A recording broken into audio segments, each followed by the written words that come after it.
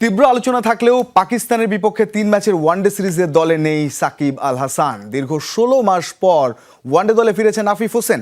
আফিফ ফিরলেও দীর্ঘদিন ধরেই ওয়ানডে ফরম্যাটের ঘরোয়া লিগগুলোতে পারফর্ম করে যাওয়া মোসাদ্দেক হোসেন সৈকতকে বিবেচনা করেনি নির্বাচক প্যানেল। জায়গা পাননি বিসিএল এর টুর্নামেন্ট সেরা নাঈম শেখও। বিসিএল এ ব্যর্থ হলেও ওয়ানডে দলে ফিরেছেন লিটন দাস। তাকে জায়গা দিতে বাদ পড়েছেন জাকের আলী অনিক, ফিরেছেন নাহিদ রানা। টি-20 বিশ্বকাপে বাংলাদেশের না খেলা নিশ্চিতের পর থেকেই আলোচনায় সাকিব আল হাসান। আবারও দেশে ফিরছেন সাকিব। পাকিস্তান সিরিজই পাখির চোখ। দেশেও আসবেন মার্চের শুরুতে। মামলার যাবতীয় কাগজপত্র পাঠানো হয়েছে মন্ত্রণালয়ে। এমন নানা খবরে সয়লাব ছিল ক্রিকেট পাড়া এবং এসব তথ্যই এসেছিল বিসিবি কর্তাদের তরফ থেকে। অবশেষে সব গুঞ্জনের অবসান। পাকিস্তানের বিপক্ষে ৩ ম্যাচের ওয়ানডে সিরিজের দলে নেই সাকিব আল হাসান। অর্থাৎ আন্তর্জাতিক ক্রিকেটে সাকিবের ফেরার সময় আরও দীর্ঘ থেকে দীর্ঘতর হচ্ছে।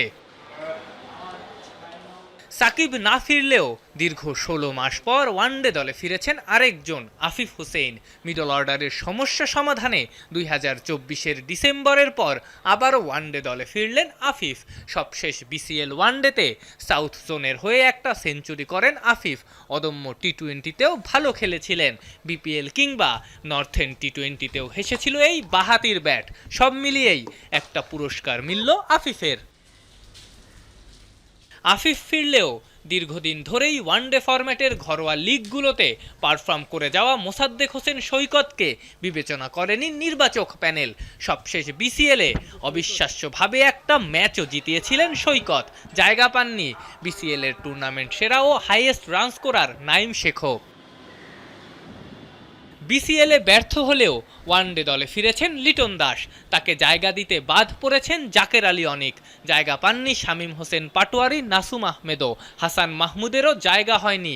আর ইনজুরির জন্য নেই তানজিম হাসান সাকিব। ৯ তারিখ সিরিজ খেলতে বাংলাদেশে আসার কথা পাকিস্তানের। সিরিজ শুরু ১১ তারিখ। মিরপুরে আবারও লাল সবুজের গর্জন শোনার অপেক্ষা। নতুন বছরের প্রথম লড়াইয়ে প্রতিপক্ষ পাকিস্তান, আর সেই মিশনে চমক রেখেই ১৫ সদস্যের দল ঘোষণা করেছে বিসিবি। নেতৃত্বে মেহেদী হাসান মিরাজ, আর দলে ফিরেছেন আফিফ হোসেন ও লিটন কুমার দাস। ১.৫ বছর পর ওয়ানডে দলে ফিরলেন আফিফ হোসেন। সাম্প্রতিক বিসিএল এ ছিলেন দারুণ ছন্দে। ৩ ইনিংসে ১২৮ রান, গড় ৬৪। একটি সেঞ্চুরি তাকে আবারও আলোচনায় এনেছে।